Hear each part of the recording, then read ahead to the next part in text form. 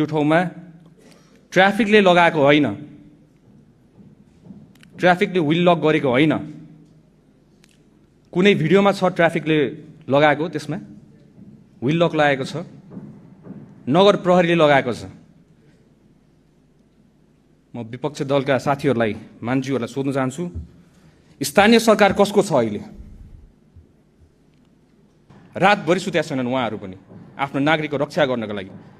हामी पनि त्यहाँ गयौँ, त्यहाँ गएर सबै कुरा व्यवस्था गर्नका लागि सबै स्पेशलिस्टहरू बोलायौँ, सबैजना राख्यौँ। पैसाको तपाईँ टेन्सन नलिनु, सरकारले जति खर्च गर्नुपर्छ खर्च गर्छ, आफ्नो नागरिकलाई बचाउनको लागि गर्छ, किन नगर्ने?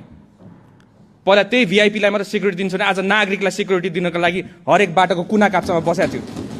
डक्टरहरू हामीले उता इन्डियन साइडलाई पनि हामीले पर्मिसन लिनु पर्यो। राति परिसकेको थियो, पर्मिसन लिन परराष्ट्रलाई हामी परराष्ट्र मन्त्री उठ्नुभयो, परराष्ट्र सचिव उठ्नुभयो, इन्डियन एम्बेसीसँग कोर्डिनेसन गर्नुभयो।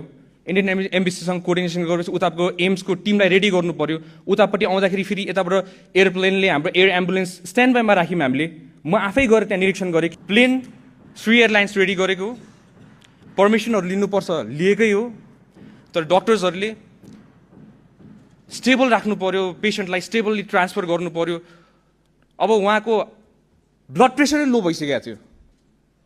ब्लड प्रेसर लो भएको टाइममा हामीले उहाँलाई लाँदै गर्दाखेरि केही गरी घटना घटिहाल्यो भने त हामीले त बचाउने उद्देश्यले गरिरहेको हो नि त। डक्टर्सहरूको रेकमेन्डेसन त बुझ्नु पर्यो। अब यहाँ आएर सबैजना एक्सपर्ट भइसकेका छन्, सबैजना डक्टर्स भइसकेका छन्। त्यहाँ डक्टर्स एक्सपर्ट्सहरू, नेपालको विज्ञ डक्टर्सहरू सबै हामीले राखेको थियौँ त्यतिखेर। कुनै हालतमा बचाउनु पर्यो हामीले भनेर भने त। तर त्यही पनि त्यो जिम्मेवारी कसको थियो? स्थानीय तह। त स्थानीय तहको सरकार कसको छ अहिले नेपाल, अहिले काठमाडौँमा? सम्माननीय सभामुख महोदय, आज म यहाँ बोल्न आएको। म धेरै साथीभाइहरू देखेँ, मानिसज्यूहरू उठेर घाँटी सुक्ने गरी चिचाइराख्नु भएको थियो, देखेँ मैले।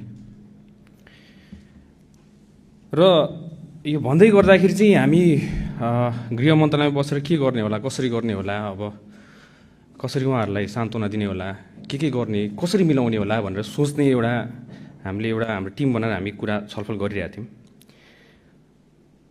म यो सम्मानित सदनलाई सभामुख मार्फत सोध्न चाहन्छु, कतिजना हुनुहुन्छ हिजो त्यो हस्पिटलमा तपाईँहरू? जतिजनालाई घाँटी चिचार गराउनु भइरहेछ यहाँ? घाँटी चिच्याएर कराएर हुँदैन यहाँ सदनमा मात्र। म जनताको सेवा गर्छु भनेर मुखले बोलेर हुँदैन, त्यो मुखले बोलेको